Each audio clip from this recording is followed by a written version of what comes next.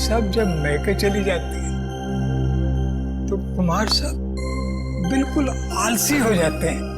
ना तो अखबार उठाया ना दूध उठाया।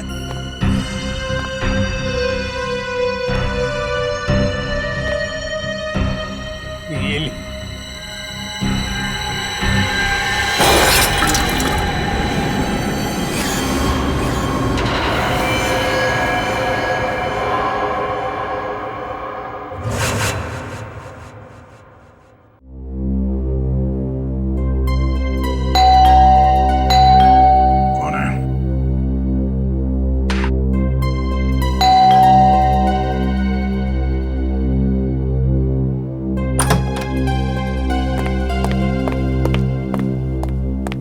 फ्रेडी, सुबह सुबह यहाँ पे क्या बात?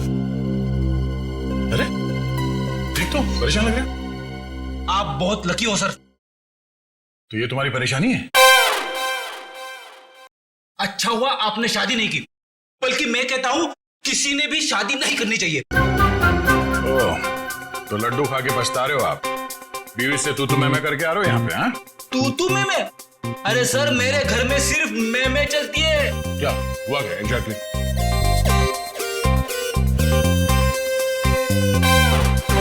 कैसी दिखती है मेरी बॉडी? एकदम फिट लगता हूं कि नहीं? हाँ बिल्कुल फिट है।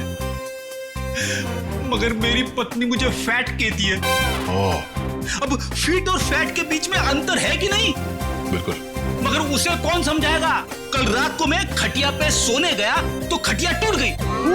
हाँ, इसमें मैं क्या करूं? खटिया पुरानी थी। कहने लगी तुम्हारा वेट बढ़ गया है। तुम एक्सरसाइज नहीं करते? तुमने एक्सरसाइज करना छोड़ दिया? टाइम कहां से निकालूं सर? दिन में सीआईडी की ड्यूटी, शाम को वाइफ की ड्यूटी। अब इस बीच में मैं जिम कब जाऊं सर? मैंने उससे कहा कि तू शाम को अकेली बाजार जाया कर ताकि मुझे जिम जाने के लिए वक्त मिले, लेकिन नहीं, भड़क गई मेरे पे। कहने लगे कि तू पहले तो बहुत टाइम निकालता था, मेरे इर्द गिर्द भंवरे की तरह घूमता था, लेकिन अभी 1 घंटे की फुर्सत भी नहीं है तुम्हारे पास। मैं क्या करूं सर? ये तो बहुत गलत हुआ, कुछ करना पड़ेगा। एक काम करते हैं, भाभी को फोन लगा के बात करता हूं मैं उनसे। अरे नहीं सर। क्या हुआ? मरवा दोगे? क्यों? अगर उसे पता चला ना कि मैं कंप्लेंट लेकर आपके पास आया हूं तो वो मायके चली जाएगी घर की चाबी लेकर, और फिर मुझे आपके घर में ही रहना पड़ेगा। ओह, मतलब मामला सीरियस है, रिस्क नहीं ले सकते हैं। क्या करेंगे? सिवाय अफसोस के मैं तो कुछ नहीं कर सकता। मेरे पास एक उपाय है। क्या? भाभी को लगता है कि तुम फैट हो, फिट नहीं हो, है ना? तो तुम फिट हो जाओ। कैसे? एक्सरसाइज करके। और ऐसी एक्सरसाइज बताऊंगा जो तुम ऑफिस में बैठे बैठे भी कर सकते हो। मगर हाँ, जब फुर्सत मिले तभी करना। नहीं तो इसी भी आपको पता चल गया ना तो तुम्हें नौकरी से निकाल देंगे। अरे, है ना? एक मिनट। हाँ, हेलो, क्या? कहां पे?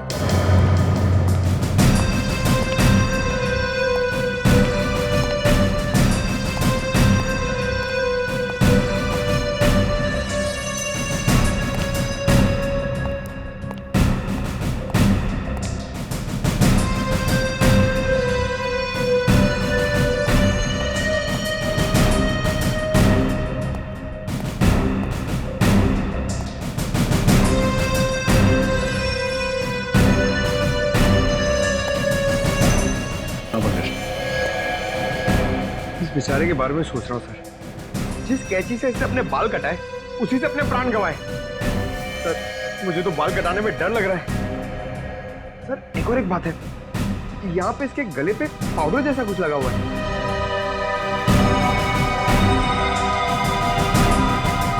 हाँ शंभू जी, बताइए क्या हुआ यहाँ पर? क्या देखा आपने? साहब रोज मॉर्निंग वॉक पे जाया करते थे और आते वक्त हमेशा दरवाजे पे लगा हुआ अखबार उठा लेते थे। आज सुबह जब मैं काम पर आया तो मैंने देखा अखबार वैसे ही दरवाजे पे लगा हुआ है। तो मैंने सोचा कि साहब सो रहे होंगे, तो मैं फिर उनके लिए चाय बनाकर जब उनके रूम में जाने लगा तो मैंने देखा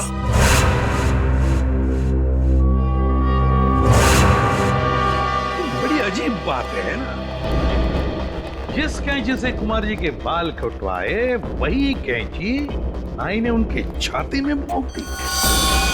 ऐसा क्या हुआ होगा दोनों के बीच में जो नाई ने कुमार जी को ऐसा मार डाला?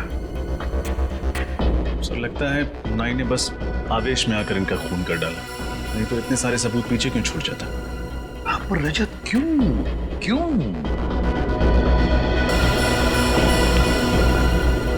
समझे एक बात बताओ, आपके कुमार साहब करते क्या थे?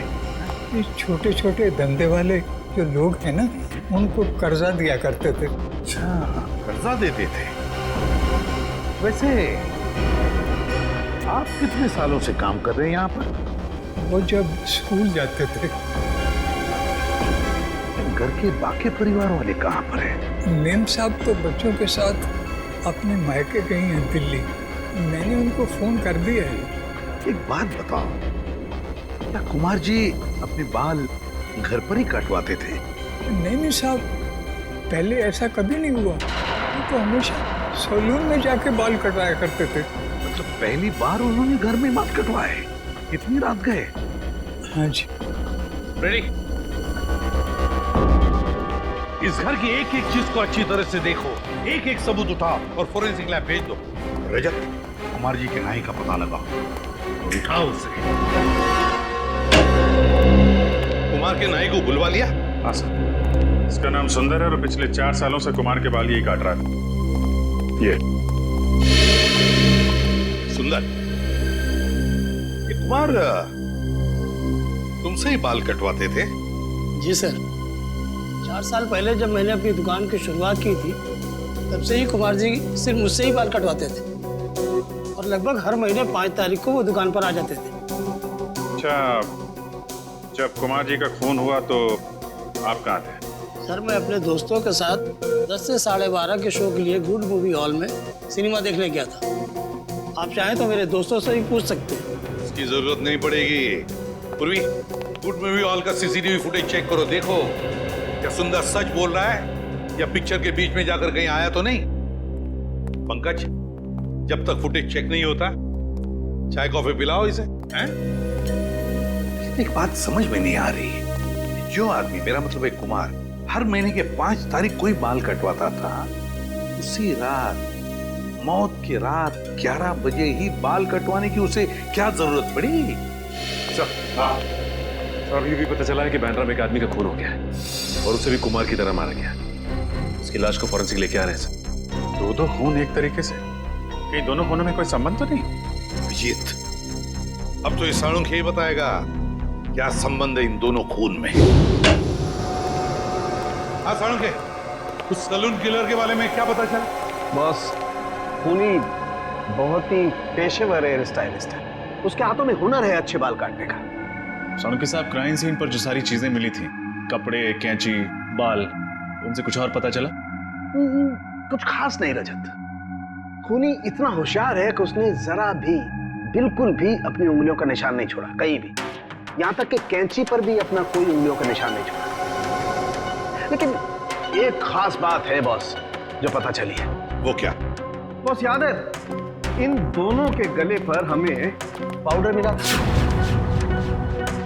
सालू के साथ बाल काटने के बाद हेयर ड्रेसर गले पे पाउडर लगाता ही है। हाँ, लेकिन ये एक लाइट ग्रे कलर का पाउडर था। और इनफैक्ट तो बॉस, ये पाउडर था ही नहीं। साळुंखे, पाउडर नहीं है तो फिर क्या है? सब वो राख है, वो भी इंसान के अस्थियों की राख। क्या? राख? इंसान की अस्थियों की राख? हाँ बॉस, और 2 अलग अलग आदमियों की राख। और उस राख का डीएनए करने से पता चला कि जिन लोगों की राख है वो आपस में रिश्तेदार थे। दोनों आदमी थे, इसलिए रिश्ते में वो दोनों या तो भाई भाई थे या फिर बाप बेटा। भाई भाई या बाप बेटे? मतलब ये खूनी जिस कैंची से बाल काटता है उसी कैंची से खून करता है उन लोगों का और फिर उनके गले पर इंसान की अस्थि की राख लगाता है। बड़ी अजीब बात है ये। हेलो, क्या? कहाँ हुआ ये? उसके हाथ में बंदूक थी, कैंची थी। अब वहीं रुकिए, हमें भी पहुंचता है। क्या हुआ सर? कहीं कोई ऐसी लाश तो नहीं मिली? अभी तक तो नहीं सर। हाँ, एक औरत का फोन था। किसी आदमी ने पार्किंग लॉट से उसके हस्बैंड को अगवा कर लिया। उसके हाथों में कैंची थी। अगवा करने वाले के हाथ में कैंची थी? कैंची? फिर रजत यही है, ये कैंची वाला हमारा खूनी, यही है ये हेयर स्टाइलिस्ट, सलून किलर।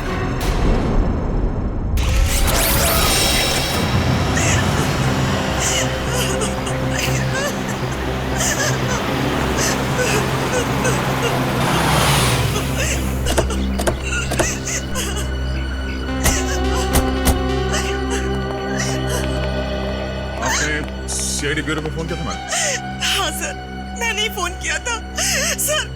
वो लोग मेरे पति को ले गए सर।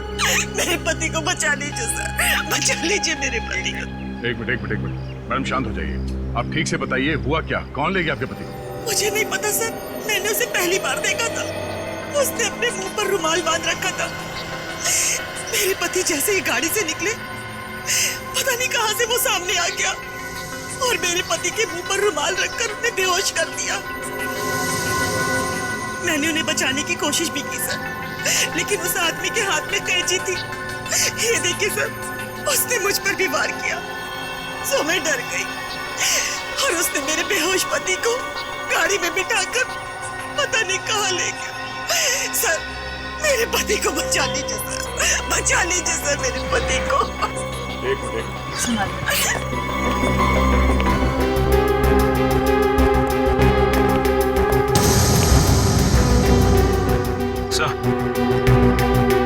यहाँ पे एक रुमाल पड़ा हुआ है।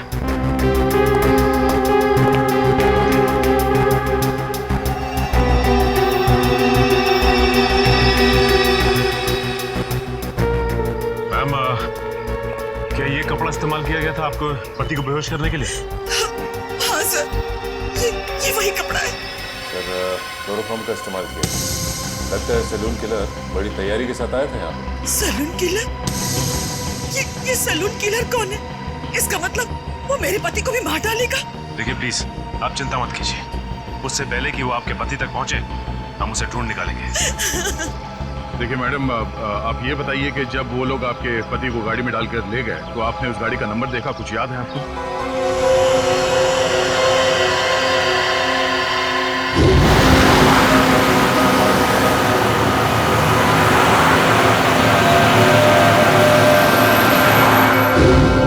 नहीं सर, नंबर प्लेट पे तो काला रंग लगा हुआ था, लेकिन गाड़ी के पीछे साइड पे कांच पे एक स्टिकर चिपका था जिसमें Q1 लिखा था। Q1? क्या उस स्टिकर पे कोई म्यूजिकल साइन भी बना हुआ था? हाँ था। श्रेया, तुम इस Q1 के बारे में कुछ जानती हो? हाँ सर, Q1 एक दुकान है जहाँ गाड़ियों के म्यूजिक सिस्टम्स बेचे जाते हैं।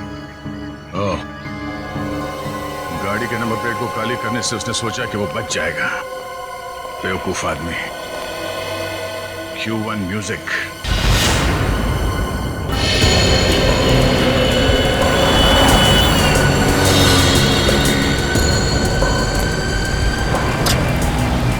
ठीक है,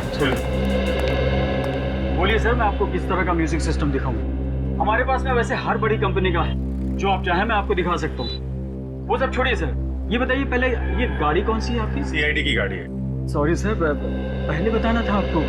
अरे यार, तो फिर फटाफट देख के बताओ अपने रिकॉर्ड में कि लेस्कॉट गाड़ी में आपने कुछ लगाया म्यूजिक सिस्टम वगैरह? जी सर। जी हाँ सर, इस तरह की 4 गाड़ियों में मैंने ऑडियो सिस्टम फिट किया है। सिस्टम का जवाब नहीं सर, मार्वलस। इसकी जितनी भी तारीफ कर रहे हैं सर, बहुत ही कम है। इसका नंबर देंगे आप? नंबर निकालिए। निखिल, पता करो ये गाड़ियाँ किसके नाम पे रजिस्टर्ड हैं और इनके पते क्या हैं। उन्हीं में से कोई है। सर, सब जगह देख लिया, बस ये आखिरी जगह बची है। हाँ निखिल, पिछले 3 जगहों पे तो कोई सुराग नहीं मिले। देखिए यहाँ कौन मिलता है। अरे ताला लगा हुआ है।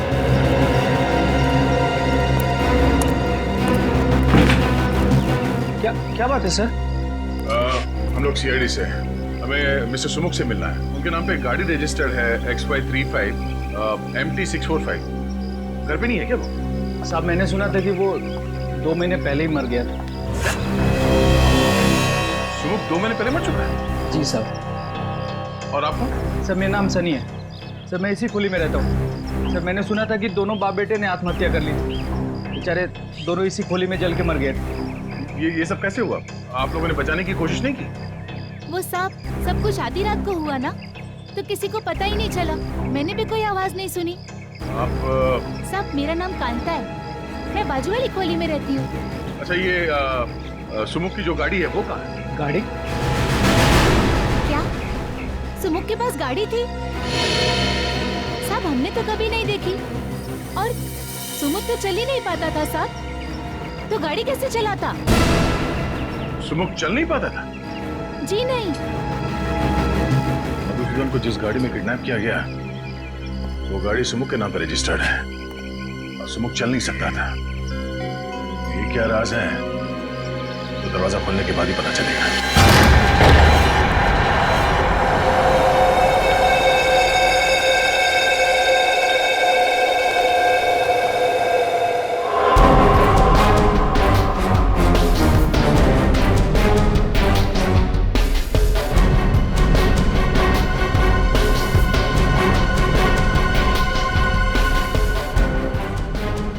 जलकर आत्महत्या कर लेते हैं। जब तक दोनों जलकर पूरी तरह से राख नहीं हो जाते हैं, यहाँ पड़ोसियों को कुछ पता तक नहीं चलता। बड़ी अजीब बात है। मतलब सर, आपको शक है कि सुमुख और उसके पिता ने आत्महत्या नहीं की, उन दोनों को किसी ने जला के मारा और अब कोई उनकी मौत का बदला ले रहा है? हाँ, और वो आदमी सुमुख का कोई करीबी दोस्त हो सकता है, या फिर उसके पिता का कोई करीबी रिश्तेदार। लेकिन एक बात है। वो कैसे? डॉक्टर सालुंके ने हमें बताया था कि मिस्टर कुमार के गले पे जो राख मिली थी वो 2 अलग-अलग लोगों के थे और दोनों रिश्तेदार थे। तो हो सकता है कि दोनों बाप बेटे हो। सर इसका मतलब वो राख सुमुख और उसके पिता की है? हाँ, मुझे शक तो है, तो कंफर्म करना बहुत जरूरी है। एक काम करो, डीएनए टेस्ट के लिए उनके बाल उठा लो यहाँ, और बाथरूम से टूथब्रश और घर की अच्छी तरह से तलाशी लो, देखो कुछ मिलता है।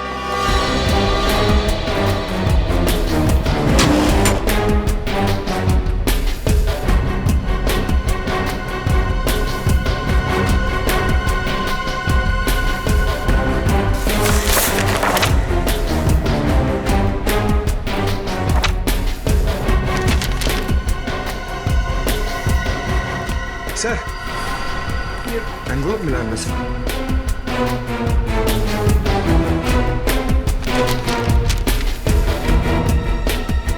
ये तो लोन एप्लीकेशन है, golden finance loan application form. Golden finance तो प्राइवेट फाइनेंस कंपनी है, कोई बैंक नहीं है। और ये फाइनेंस कंपनी का लोन एक्नॉलेजमेंट लेटर 2 महीने पहले का है, सुमुख के मरने से 2 महीने पहले का। क्या पता चला? तो सुमुख के घर से जो टूथब्रश और बाल के सैंपल आप लोगों ने भिजवाए थे, उसकी डीएनए टेस्ट की रिपोर्ट आ गई है। नतीजा? Perfect match. दोनों लाशों के गले पे पाई गई राख सुमुख और उसके पिताजी की ही है। मतलब मेरा शक सही निकला। कोई तो है जो सुमुख और उसके पिता की मौत का बदला लेना चाहता है। लेकिन सर ये समझ में नहीं आता कि मिस्टर पार्थ और मिस्टर कुमार को मारने से पहले उन्हीं ने उनके बाल क्यों काटे? एक क्राइम सीन को एक सैलून का रूप क्यों देना चाहता है? अरे सबसे पहले हमें यह पता लगाना चाहिए कि ऐसे कौन करीबी लोग हैं सुमुख और उसके पिताजी के जो उनकी मौत का बदला लेना चाहते हैं, और फिर इन दोनों ने आत्महत्या क्यों की? सर ऐसा भी तो हो सकता है कि किसी ने उन दोनों को मार डाला हो और आत्महत्या दिखा रहा हो।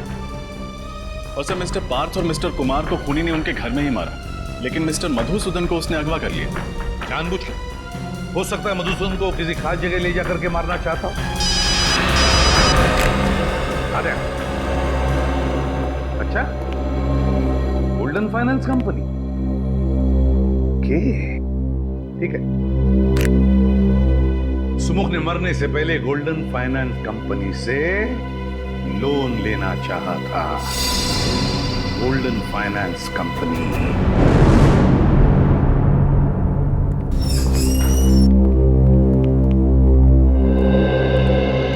Hello sir, welcome to Golden Finance. कहीं मैं आपकी क्या मदद कर सकती हूँ? देखिए, हम लोग सीआईडी से हैं और आपकी कंपनी के मालिक रघुवीर से मिलना चाहते हैं। सीआईडी से?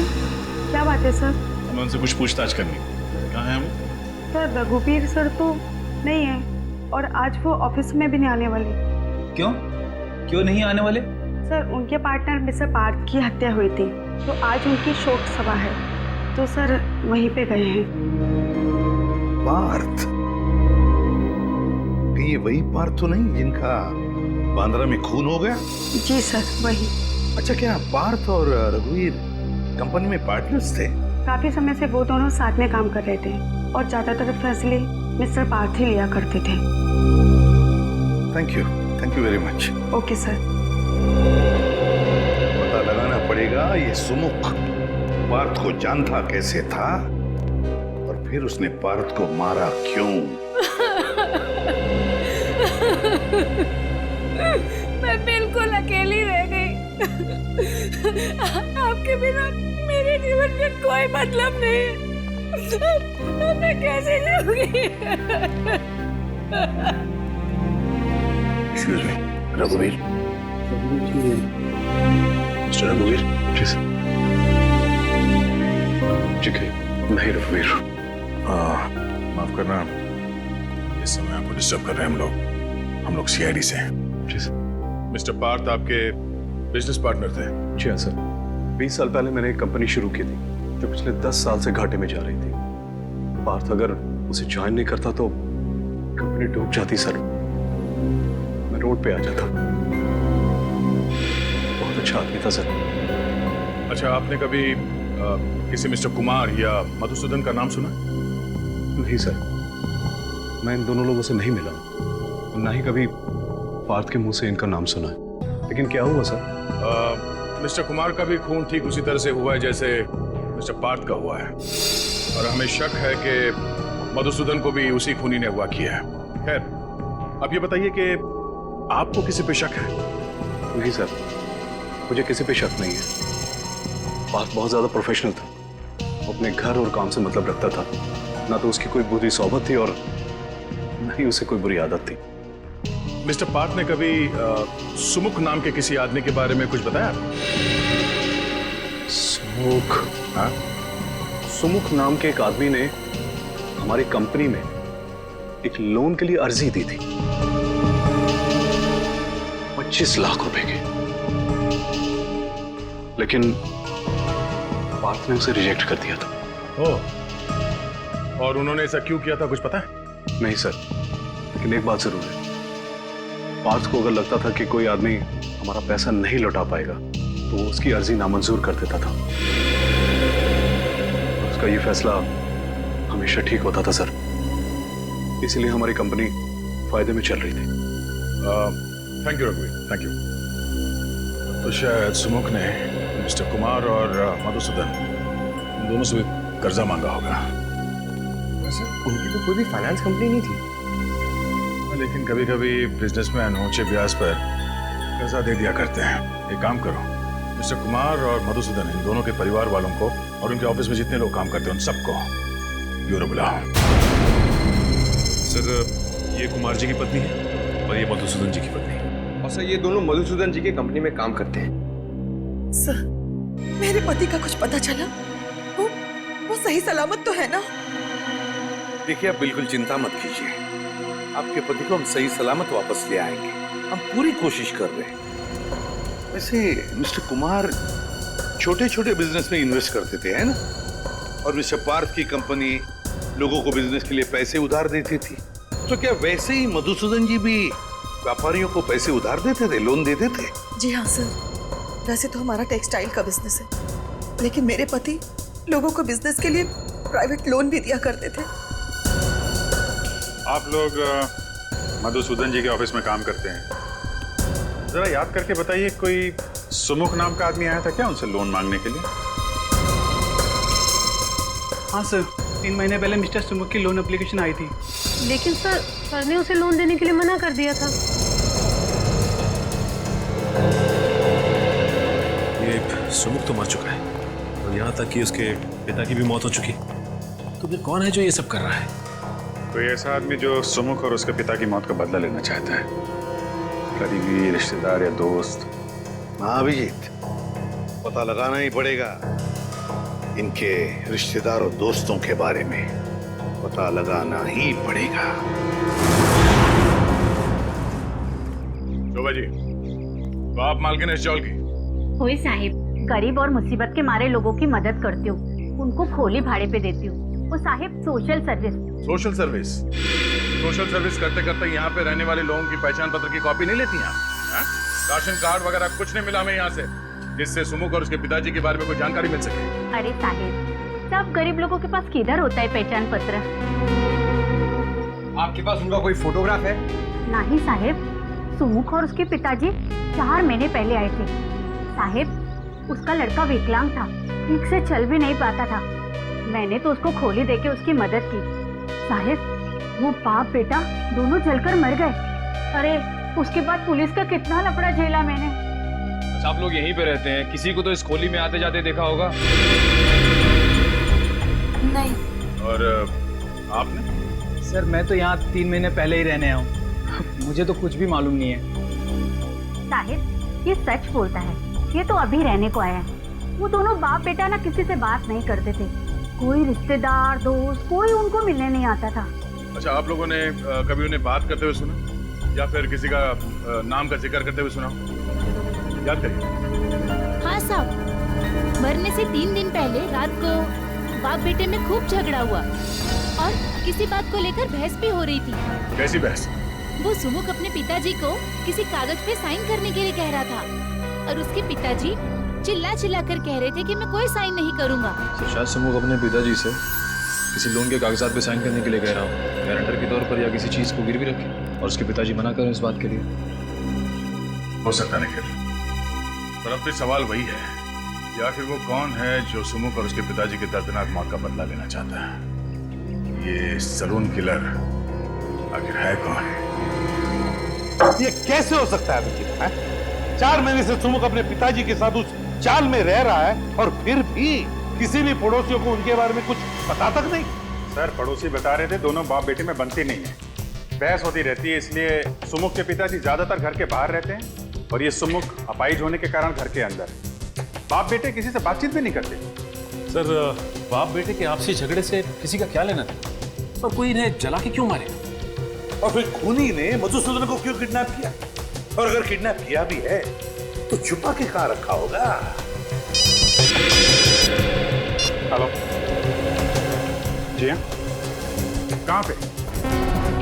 Okay, thank you very much. Sir, जिस कार में मधुसूदन को किडनैप किया गया था उसका पता चल गया है। अभी थोड़ी देर पहले उसे गोमती नगर चाल के पास पाया गया है। तो फिर अभिजीत, मधुसूदन को भी वहीं पे छुपा के रखा गया है, गोमती नगर।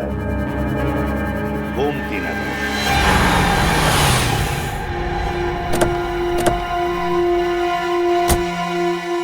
यहाँ से हमें पैदल ही जाना होगा, लेकिन सावधान रहना, उन्हीं कभी भी कोई भी हरकत कर सकता है। इस बार वो हमारे हाथों से बचना नहीं चाहिए।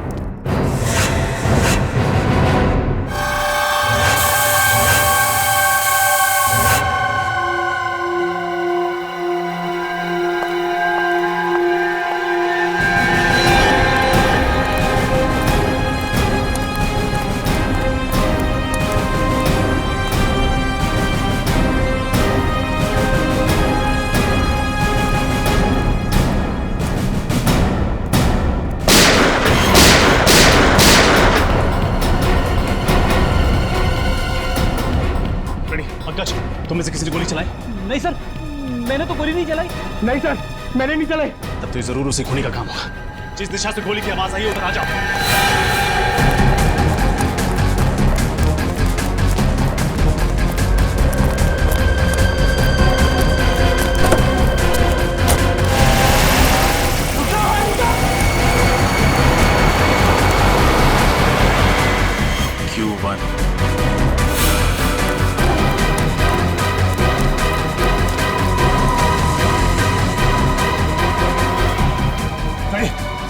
संभालो। आओ पंकज।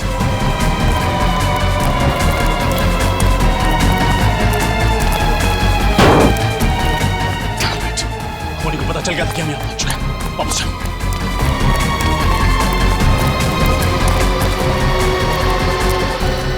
सुनो, अपनी आंखें खुली रखने की कोशिश कर। तो मेरी आवाज सुनाई दे रही है? वो कौन था जिसने गोली चलाई? और वो तुम सबको मारना क्यों चाहता था? वो हमारे बॉस को ले गया। बॉस? क्या नाम है तुम्हारे बॉस का? लकी नाम है वो। लकी? और ये सब कौन है? ये सब भाई सारे हमारे साथी। एक गुंडे को क्यों अगवा करेगा? सुन, इसने मुजरिम को देखा है। हर हाल में इसका बचना जरूर है। हॉस्पिटल ले जाओ इसे। चलो जल्दी जल्दी।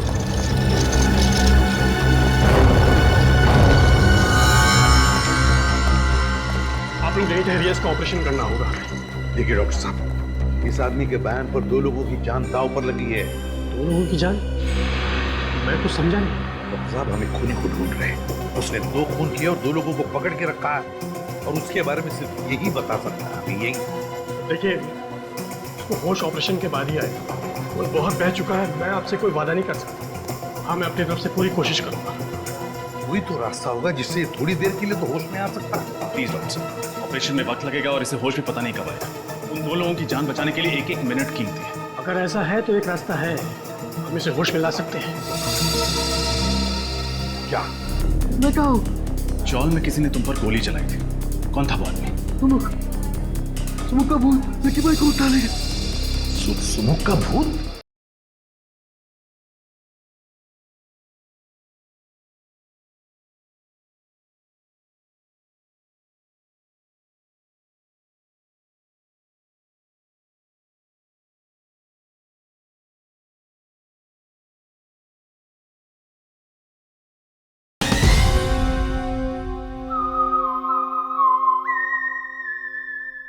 अगर ऐसा है तो एक रास्ता है, हम इसे होश में ला सकते हैं। क्या? मैं इसको एड्रेनालाइन का इंजेक्शन देता हूँ। नर्स, जल्दी जाओ। उसको देने के बाद इसको तुरंत होश आ जाएगा, लेकिन उसका असर कुछ देर तक रहेगा। लेकिन उसके बाद इसे फौरन ऑपरेशन थिएटर ले जाना होगा, और मैं आपको 1 सेकंड भी नहीं दे सकता उसके। ठीक है।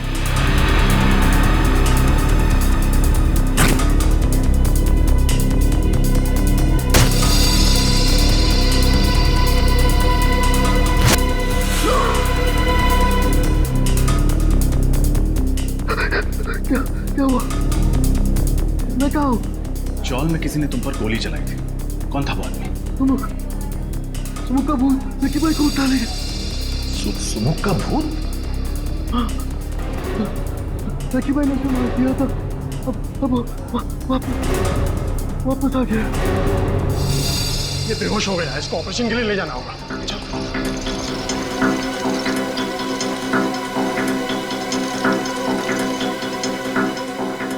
सुमुख जिंदा है? उसी की तो राख मिली थी ना कुमार और पार्थ के गले में। तो फिर ये सुमुख जिंदा कैसे हो सकता है? अगर सुमुख जिंदा है तो वो राख थी किसकी? और इस वक्त सुमुख कहाँ है? इसका जवाब तो वो अकाउंटेंट देगा। लकी का सबसे विश्वासु अकाउंटेंट। आओ उस अकाउंटेंट को।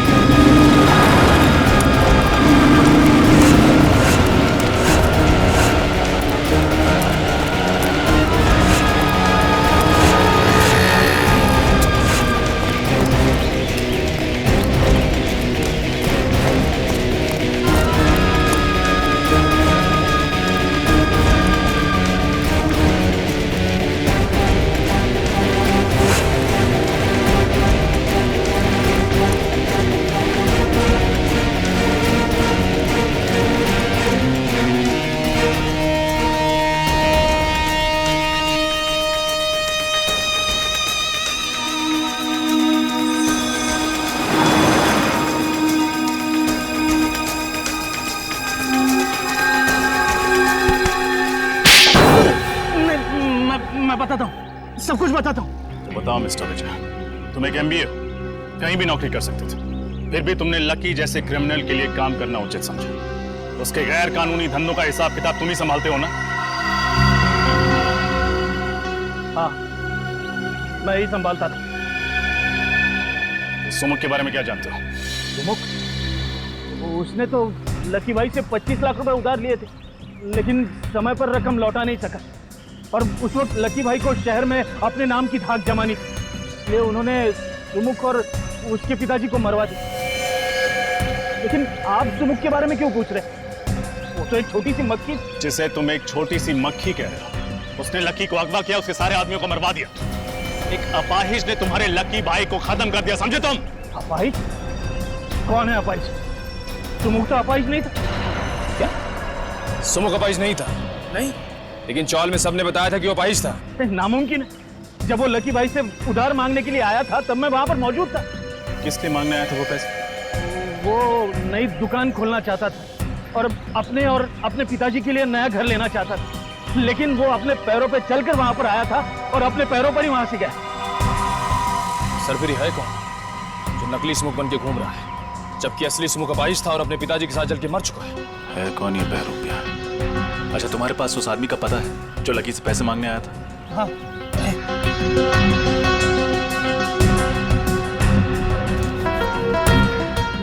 मांडवा गली खोली नंबर 4। मांडवा गली खोली नंबर 4? ये तो वही चौल है जहां पे हम लोग जाके आ चुके हैं। ये वही जगह है जहां लकी ने अपने गुंडों को भेजा था सुमुख और उसके पिताजी को जला के मार डालने के लिए। एक मिनट, मेरे पास उस नई जगह का भी पता है। सुमुख ने दुकान बनाने के लिए इस जगह को भाड़े पे लिया था। 12 मयूर चौक, नविहार लेन।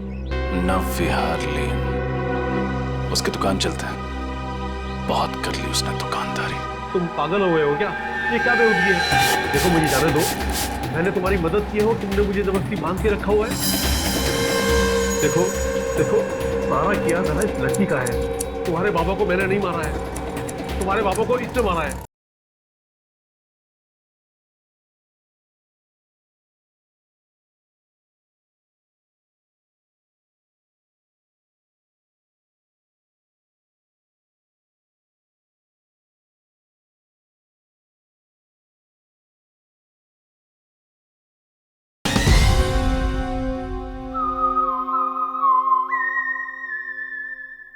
तुम पागल हो गए हो क्या? ये क्या बेवकूफी है? देखो मुझे जाने दो, मैंने तुम्हारी मदद की हो, तुमने मुझे जबरदस्ती बांध के रखा हुआ है। देखो देखो, सारा किया था ना इस लड़की का है। तुम्हारे बाबा को मैंने नहीं मारा है, तुम्हारे बाबा को इसने मारा है। क्या बकवास कर रहा मधुसूदन? हाँ, जब इसने बचा हुआ पैसा नहीं दिया तो तेरे कहने पे मैंने इसके पिता को मारा और इल्जाम मुझ पर लगा रहा तू। देखो मुझे जाने दो, तुम्हें जितना पैसा चाहिए मैं दूंगा। मैं कैसा कहता हूँ, प्यार भी नहीं दूंगा, सब कह रहा हूँ। सर मेरा नाम सनी है सर, मैं इसी कुली में रहता हूँ।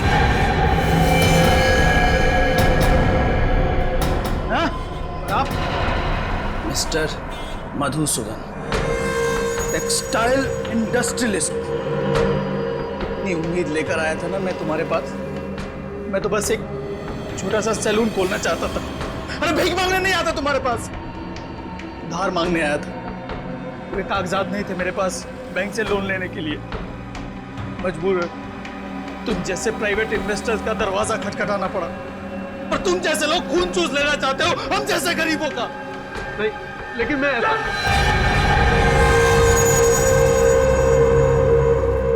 लकी भाई, एक किस्त देने में देर कर देने पर कोई किसी के बाबा और उसके निर्दोष बेटे को चलाकर मार सकता है क्या? हाँ? गलती माफ कर दो प्लीज। अब मैं माफी मांग रहा हूँ। इसके बहकावे में आ गया था मैं, इसके मधुसूदन के, इसीलिए मैंने किया था। लेकिन सुनो, मुझे एक बात समझ में नहीं आई। मैंने तुम्हें और तुम्हारे पिता को मार डाला था, तुम जिंदा कैसे बचे? तुम्हारे बेवकूफ गुंडों ने मुझे नहीं मारा, मेरी जगह निर्दोष अपाहिज भाई को जलाकर मार दिया, समझे? क्या? तुम्हारा छोटा भाई भी था? मेरा छोटा भाई भी था, वो चल नहीं सकता था। आखिर क्या दोष था मेरे भाई मिजुल का?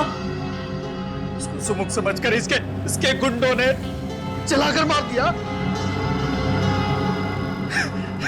मधुसूदन, तुम यही सोच रहे हो ना कि आखिर अभी तक मैंने तुम्हें समझा क्यों रखा है?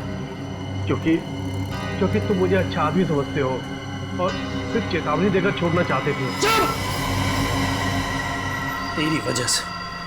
तेरी वजह से मैंने अपने पूरे परिवार को खो दिया है। तुझे बहुत बड़ी सजा दूंगा। तेरी आंखों के सामने मैं लकी का खून करूंगा ताकि तू देख सके कि मरते वक्त कितना दर्द होता है। उसके बाद मैं तुझे मारूंगा ऐसे ही, ताकि तू एक बार नहीं बार बार मर सके। तुम ऐसा नहीं कर सकते। लकी तुम कुछ करो। हाँ मधुसूदन, मैं करता हूँ तुम्हारे अपने लिए कुछ। हाँ देखो प्लीज छोड़ दो प्लीज। सुमुख, सीआईडी, आप लोगों को इस जगह के बारे में किसने बताया? लकी के अकाउंटेंट। बस तुम्हारा खेल खत्म।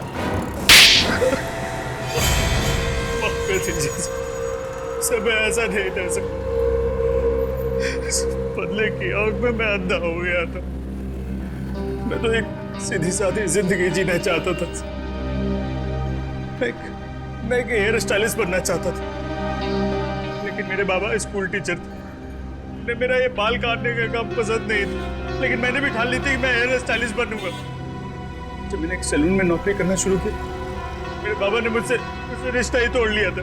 और तुम्हारे पिताजी शोभा जी की चौल में चले गए रहने के, और तुम भी उनके पीछे पीछे वहां चले गए और उसी चौल में रहने लगे। हाँ सर, जैसे ही मुझे पता चला कि बाबा और मृदुल वहां रहने लगे तो मैं भी वहां शिफ्ट हो गया। लेकिन मेरे बाबा तो मुझसे गुस्सा थे। उन्होंने चौल में किसी को नहीं बताया कि मैं उनका बेटा हूं। पर मैंने भी ठान ली थी कि अपना खुद का एक सैलून खोलूंगा और बाबा को साबित कर दूंगा कि एक हेयर स्टाइलिस्ट बन के भी एक इंसान कामयाब हो सकता है, उसे इज्जत मिल सकती है। और इसीलिए तुमने लोन लेने के बारे में सोचा? हाँ? हाँ सर, पर फिर भी मुझे बैंक से लोन नहीं मिल पाया। एक बार मैंने कोशिश भी की, बाबा को गारंटर के तौर पर लोन के कागजात पर साइन कराने के लिए कहा, लेकिन मेरी उनसे बहस हो गई। ये बात कांता ताई ने भी सुनी थी। पार्थ और कुमार, उन लोगों ने भी मुझे कर्जा देने से मना कर दिया था सर। और आखिर में सलून खोलने के लिए तुमने लकी से पैसे उधार लिए, क्यों? हाँ सर, और मेरा सैलून ठीक ठाक चलने भी लगा था। बस एक किस्त देने में देर कर दी थी। लकी ने अपने गुंडे बेचकर मेरे बाबा और मेरे छोटे अपाहिज भाई को जलाकर मार दिया था।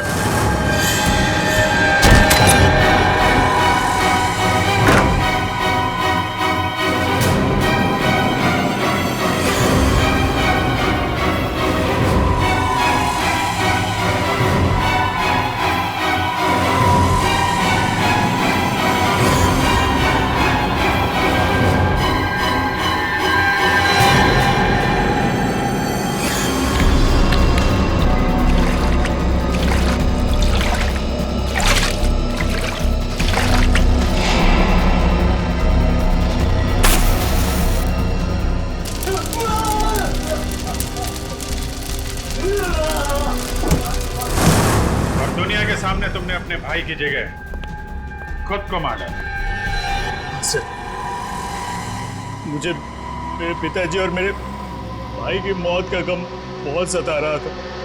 मुझे चैन से नींद नहीं आ रही थी, इसलिए मैंने पता लेने की ठान ली थी। फिर मैंने उनको एक कमाल का हेयर कट दिया। सबको मैंने एक एक करके मार डाला। जब तक फांसी का फरमान नहीं आ जाता, जेल में बैठ के दूसरे कैदियों को हेयर कट देते रहना। और तुम लोगों को भी सुमुख के पिता और उसके भाई के खून के इल्जाम में फांसी ही होगी।